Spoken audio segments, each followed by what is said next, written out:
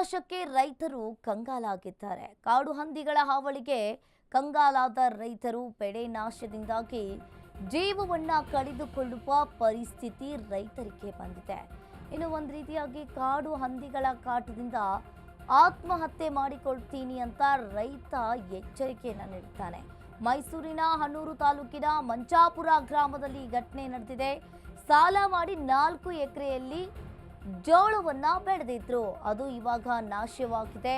ಕಾಡು ಪ್ರಾಣಿಗಳು ಜಮೀನಿಗೆ ಬರದಂತೆ ಕ್ರಮ ವಹಿಸಿ ಅಂತ ಹೇಳಿದ್ದಾರೆ. ಕಾಡು ಹಂದಿಗಳ ಹಾವಳಿಗೆ ಕಂಗಾಲಾಗಿದ್ದಾರೆ ರೈತರು. ಬೆಳೆ ನಾಶದಿಂದಾಗಿ ಜೀವವನ್ನ ಕಳೆದುಕೊಳ್ಳುವ ಪರಿಸ್ಥಿತಿ ಈಗ ಬಂದಿರುವಂಥದ್ದು. ಆತ್ಮಹತ್ಯೆ ಮಾಡ್ಕೊಳ್ತೀನಿ ಅಂತ ರೈತ ಎಚ್ಚರಿಕೆಯನ್ನ ನೀಡಿದ್ದಾನೆ. ಇನ್ನು ಮೈಸೂರಿನ ಹನೂರು ತಾಲೂಕಿನಲ್ಲಿ ಈ ಘಟನೆ ನಡೆದಿದೆ.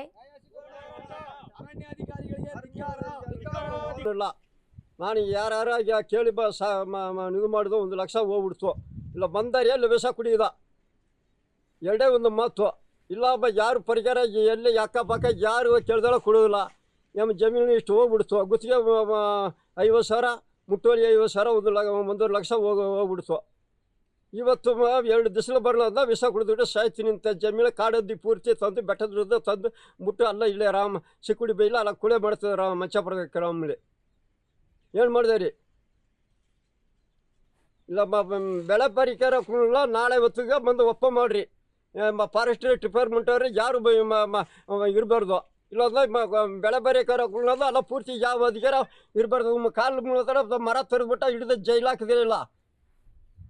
ಇಲ್ಲಾಂದ್ರೆ ಇದಕ್ಕೆ ಒಪ್ಪಬೇಕು. ಏನು ಮಾಡಿದೆ ರೀ? ಹಲೋ, ಎಷ್ಟು ದಿವ್ಸ ಬಂದೆ? ನಾಳೆ ಬರಲಂದ, ನಾಳೆಗೆ ಫಾರೆಸ್ಟ್ರಿಗೆ ಕಳಿಸ್ತೀವಿ. ಬಂದು ಹಂದಿ ಹಾವಳಿ ನಮಗೆ ತಡ್ಕೊಳಕ್ಕಾಗ್ತಾ ಇಲ್ಲ.